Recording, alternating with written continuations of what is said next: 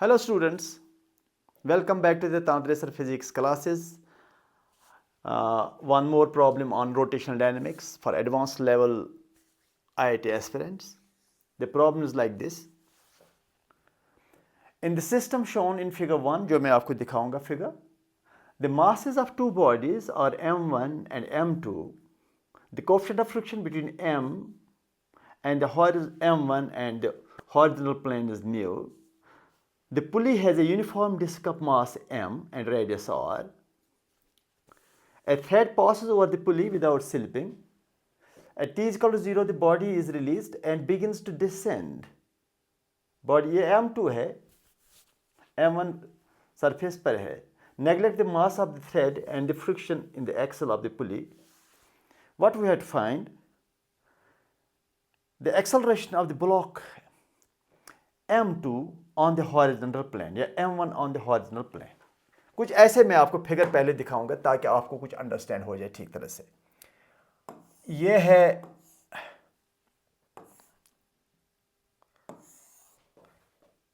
Body यहां पर m1 और it is a string and here is a pulley fixed here and here is a mass m2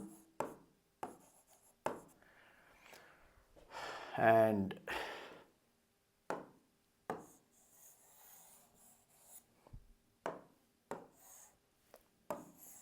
something like this.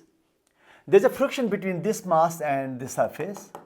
Frictional coefficient is mu, right? We have to find the acceleration of the system. ये acceleration हमें find करना है. इसका acceleration क्या है? Generally, this acceleration, to find this acceleration is very easy. Directly भी निकाल सकते हैं acceleration. देखेंगे नेट फोर्स क्या है सिस्टम पर और divide by m1 plus m2 we can get the acceleration. लेकिन यहाँ पुली का मास है m है, that makes it a little challenging. आप ऐसी प्रॉब्लम्स करते रहते हो, pulley is massless, string is massless और आपको एक्सेलरेशन के बारे में पूछा जाएगा तो आप इजीली कर सकते हो. फोर्सेस को ड्रा करके आप करते रहते हो. जो नीट के लिए प्रिपेयर करते हैं या आईआईटी के लिए प्रिपेयर करते हैं वो हमेशा ऐसे प्रॉब्लम्स करते ही रहते हैं. लेकिन यहाँ इस पुली का मास है और उसे क्या होगा, उसे होगा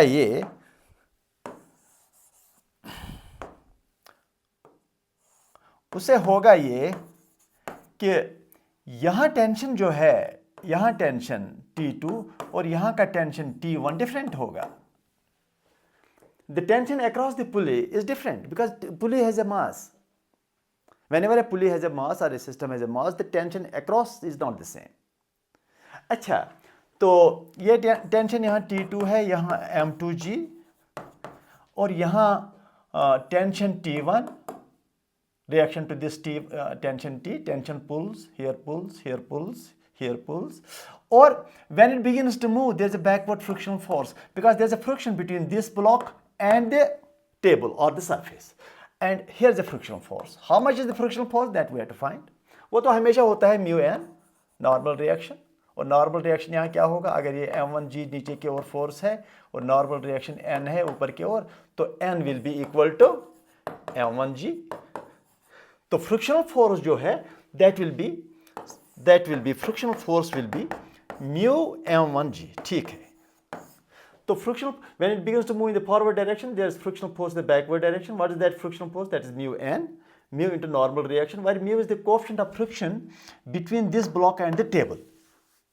Tension pulls forward. Here tension is backwards on the pulley. Tension is downwards on the pulley. Here tension is upwards on this mass. So let me suppose the acceleration of, yes, and now this is the backward force, frictional force, and because this object is going in the forward direction and this is coming down. Acceleration of this block and this block is the same, right? Okay. Now, can you tell me what is the equation for this? Equation for this is m2g minus T2 is equal to m2a. Newton's law. Net force equal to mass into acceleration. What is the equation for this? Equation for this is T1 minus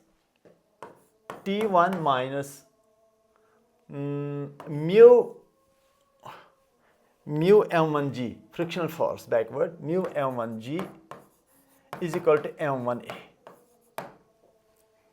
ये है आपका दूसरा equation. अच्छा अब जरा देखो यहां से भी, यहां what is the torque produced by these two tensions T2 and T1? This will try to rotate it in the clockwise direction and this will try to rotate it in the anti-clockwise direction. It is anti-clockwise torque, it is clockwise torque. So clockwise torque should be more because acceleration, this acceleration is downwards. ये acceleration नीचे की ओर है, उस वजह से ये जो total torque होगा वो clockwise होगा। तो क्या equation होगा? T2R radius of this minus T1R radius here torque due to this T1 is equal to I alpha, ऐसे कुछ। ठीक, तो मुझे ये एक्सेलरेशन निकालना है और शायद दूसरे क्वेश्चन में what is the work done by frictional force वो भी निकालना पड़ेगा। अच्छा, तो it is R common, it is T2 minus T1 is equal to I alpha. अब T2 माइनस T1 यहां से भी निकालना चाहूंगा मैं T2 माइनस T1। इनको ऐड कर दो, देखते हैं क्या होता है। इन दो को ऐड कर दो, वहां से भी मैं T1 माइनस T2 या T2 माइनस T1 निकालूंगा, फिर यहां से भी और वहां से भी दोनों को इक्वेट करूंगा। It is T2 minus T1 here because these are the tensions that I don't need in the final expression. तो मैं T2 माइनस T1 को डिलीट करने की कोशिश करूंगा, इसको रिमूव करने की कोशिश करूंगा, एलिमिनेट करने की कोशिश करूंगा। तो ऊपर जो इक्वेशन है जरा इन दो को ऐड करो, इक्वेशन 1 और इक्वेशन 2 को ऐड करो, देखते हैं क्या होता है। दूसरे तरीके से भी हो सकता है, T2 यहाँ निकालो तो यहाँ रखो, T1 यहाँ निकालो तो यहाँ रखो, हो जाएगा। लेकिन मैं सिंपल करना चाहता हूँ, इनको ऐड करो। It is T1 minus T2 plus M2G minus mu M1G is equal to A times M1 plus M2, ऐसे कुछ। ठीक, तो ये T1 माइनस T2 को उधर ले जाइए और A को इधर ले आइए, क्योंकि मुझे T2 माइनस T1 की ज़रूरत है। यहाँ तो T1 माइनस T2 है लेकिन मुझे T2 माइनस T1 की ज़रूरत है, इसलिए इसको राइट के साइड में डालना पड़ेगा। तो अगर मैं यहाँ पर T2 minus T1 is equal to वहाँ ले करके it is M2G minus mu M1G minus, इसको यहाँ ले आइए लेफ्ट साइड को, it is A M1 plus M2। ठीक, अब ये T2 माइनस T1 जो है यहां से इक्वेशन 3 से भी मैं T1 माइनस T2 निकालूंगा और यहां से तो निकला हुआ है, फिर उनको इक्वेट करूंगा। तो बताइए इक्वेशन 3 से T2 माइनस T1 क्या है? T2 minus T1 is equal to I alpha by R। देखता हूं फिर से, I अल्फा बाय R, हाँ ठीक है। तो यहां से T2 minus T1 that is T2 minus T1 is equal to yes is equal to M2G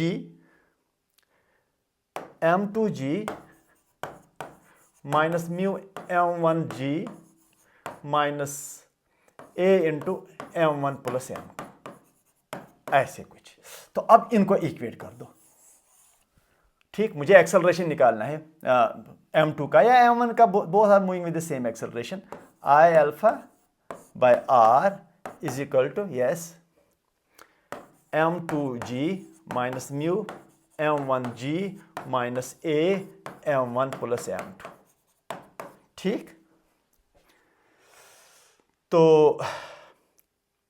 अब बताइए ये जो अल्फा है किसके बराबर है? Angular acceleration is acceleration by R, acceleration by alpha A is equal to alpha R। ये यहां से पता चलता है, मैं बताता हूं। यहां जो एंगुलर एक्सेलरेशन अल्फा है that is related to this A। तो ये जो A है ये टेंजेंशियल एक्सेलरेशन, यहाँ का acceleration and this acceleration the same, but this alpha is related to this tangential acceleration here downwards. So that alpha is equal to A by R या A कर दो अल्फा R, सेम थिंग। ठीक, okay, now alpha is equal to A by R तो अपना R है वो square हो जाएगा, is equal to m2g minus mu m1g minus A m1 plus m2। ठीक, ओके। नाउ ये जो अल्फा है इट इज 1/2 mr स्क्वायर, इसका मोमेंट ऑफ इनर्शिया, इसका moment of disc type, it is moment of inertia is 1/2 mr square. ठीक, अच्छा, okay. Now 1/2 mr square into A divide by R square is equal to m2g minus mu m1g minus A times m1 plus m2। ठीक, are square cancels, तो 1/2 ma है ये।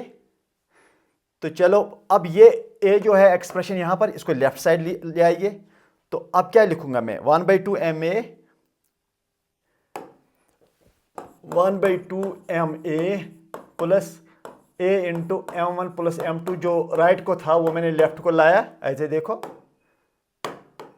जो ये left में था राइट में था उसको मैंने लेफ्ट में लाया, इसके साथ ऐड कर दिया। राइट के और क्या रहता है, शाबाश, m2g माइनस म्यू m1g, ऐसे कुछ। तो यहां a कॉमन निकालिए, it is m/2 plus m1 plus m2 is equal to m2 minus mu m1g, या दोनों जगहों g रखो तो रखो। a is equal to m2g या m2 minus mu m1 into g divide by m1 ये वाला प्लस m2 प्लस ये लास्ट में लिखूंगा m/2। Answer, this is mass of the object block which is on the table, this is mass of the hanging block, this is mass of the pulley or the disc on which this string moves down. It is m2 mass of the object falling down, it is m1 mass of the object on the table, and it is g. This should be the answer. Let me see the answer. Let me see the answer. mu2g minus mu1g, g m plus m1 plus m2, answer. That is the answer. m2 mu m1g by m1 plus m2 by m/2. Answer. This is the answer. अच्छा, now the question again, one more question is, ये acceleration हो गया है। One more question is कि अगर